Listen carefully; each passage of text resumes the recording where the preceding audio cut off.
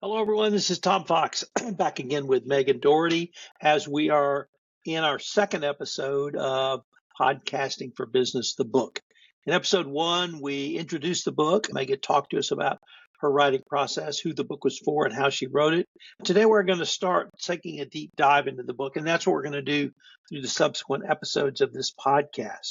Megan, this is something that you are incredibly passionate about. And that's the role of a podcast for business. So let's just start with that basic question. What is the role of a podcast for business, and how is that different than a personal podcast or a passion project? And we've been involved in all three, literally. Mhm. Absolutely. And I think that the biggest difference in a podcast that's for business and a podcast that's for any other purpose is that a business podcast has to be successful in some way. It has to be adding more value than it costs to create it, or at least have a plan to do that in the medium to near term. And the reason for that is, it's, as a business owner, you've got a lot of places where you can spend your time and money, and you have to be able to justify where that time and money is going. And a podcast can be a wonderful, like a really effective way to get a bunch of different outcomes, which I know we'll be talking about. But if it's not getting those outcomes, or if you're just podcasting and not seeing any kind of return on it, ultimately a business can't sustain that unless it is a business that is sustaining a passion project or a hobby. So business podcasts need to work, and they need to work in a way that you can measure and point to and say, that's the value. This is the outcomes that are happening because I'm podcasting. And if it's not doing that, then it either needs to change or the project needs to be shelved. Megan, earlier this week, I was talking to a client that I do a branded podcast for, and they said they had realized they were not integrating their podcast into their overall marketing strategy, and they're going to start to do that on a go-forward basis. Yay. But I wanted to ask, why is that important, or why should a business consider this one part of their overall marketing strategy? And then how can a business incorporate the podcast into an overall marketing strategy? Yeah, I think that's something that's so important for businesses to be thinking about when they're getting into podcasting, because a podcast, even though it's going to have its own criteria for success or failure, and it's going to have its own job to do within the business, it's still part of your whole body of work. So it's not going to be experienced for the most part by people who only listen to the podcast. They're going to see your website. They're maybe going to be following you on social media. They'll be receiving your emails. And so there needs to be at least some level of consistency and cohesion between what your podcast is doing and saying and what your business is doing and saying in other places and on other channels. So the best way to do that is to have everyone who's involved in the marketing of your business at least be aware of what's going on with the podcast, and maybe getting to contribute to that, and have an idea of what is going on, so that there can be that cohesion. And on a planning basis, if you've got big events or big launches over the course of a year, that should be reflected in your podcast as well. So there needs to be some cross communication between the different areas of your business. When you've got something that's important to tell people, your podcast is a great way to do it. So it's got to be well organized enough and mesh well enough that you can make sure that cross communication is happening. Megan, I often, or I guess maybe I've started telling clients and potential clients that when you create a podcast for business, the podcast is only about 40% of your overall marketing, because I'm a huge advocate of creating or repurposing content from the podcast. And I do it in the form of audiograms. Some people use videograms.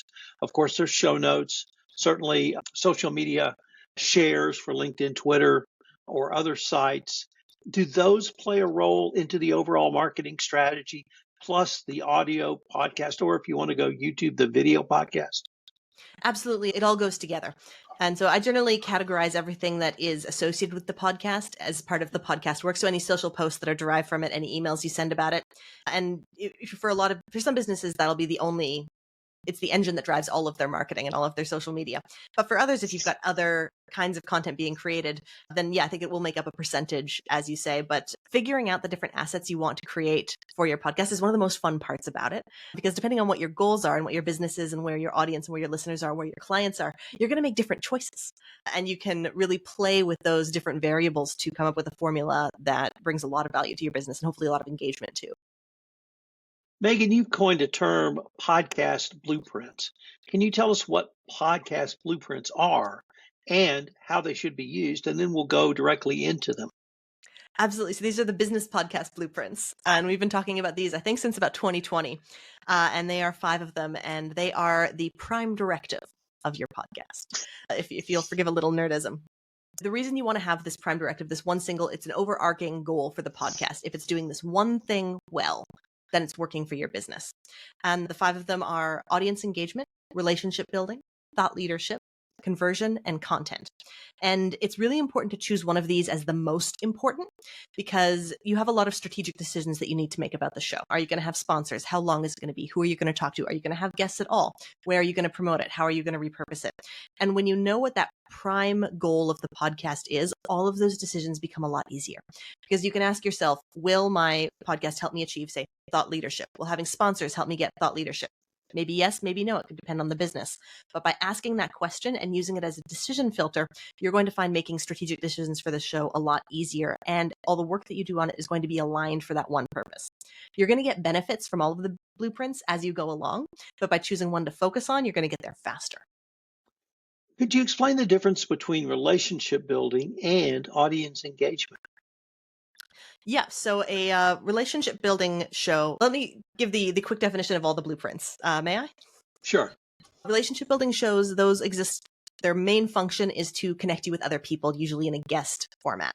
In an audience engagement show, it's to engage an audience that you already have by some means. Maybe they're already website visitors, maybe they're on your email list, but they're people who are already aware of you by some means.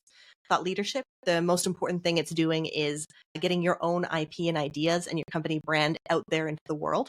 Conversion shows are about getting people to take an action and kind of move from one type of relationship with you to another one. And content shows, some shows exist just to create content, and that's a perfectly good reason to podcast. Do you really have to have just one, or can it be a combination or even all 5? You are the boss of your podcast and you can do whatever you want. But I have found that if you really try you can get away with optimizing for 2 and kind of having 2 as the high level purpose, but sometimes goals and outcomes that you might want are going to be in conflict with each other. And the blueprint kind of has to be the final decision maker there. So I think it's important to have one that's the most important, and you can try to also get some of the others. And you really will find, say, if my podcast, the company show is primarily a relationship building show, but I get lots of content benefits from it. I get lots of thought leadership benefits from it. I get lots of audience engagement benefits from it. But when I make decisions about it, it's about, is this going to help me more effectively make good relationships? And so that means my decision making is easy and my decisions are aligned. What are the strategic decisions or strategic decision a business should make around their podcast? Is it determining which of the blueprints to make the prime directive, or is it something else? The blueprint is going to be, that's the most important reason that you're podcasting. And when you know that, you can make all sorts of other kind of decisions. So some of the ones, like I mentioned, it's, should you have guests or not? And if you have guests, who should they be?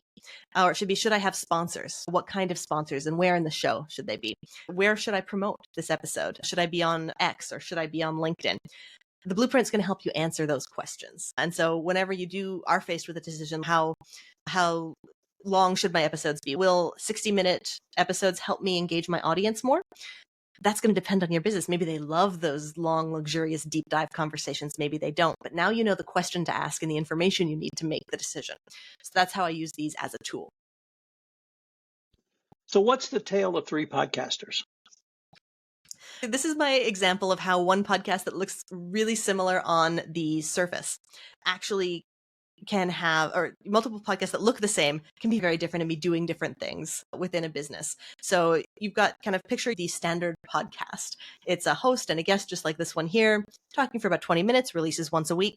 And there are a bunch of different ways that same format or the same structure can be used in a business. It can be a thought leadership podcast for one company. It can be a relationship building podcast for another, or it can be an audience engagement for a third. And just by playing with all of the different variables involved in podcasting, you can take something that is like the same on the surface to the outsiders, but it can be doing something so unique and so specific for your business that it couldn't be replicated by anybody else. So Megan, unfortunately, we are near the end of our time for this episode, but I wanted to ask if our listeners wanted more information on the book, to perhaps pre-order the book, or when will the book go on sale, where can they go? They should go to podcastingforbusiness.com/book. You'll find all the details about how to pre-order it when it officially launches and how to get the cool bonuses. Well, Megan, I look forward to continuing this conversation. Thank you.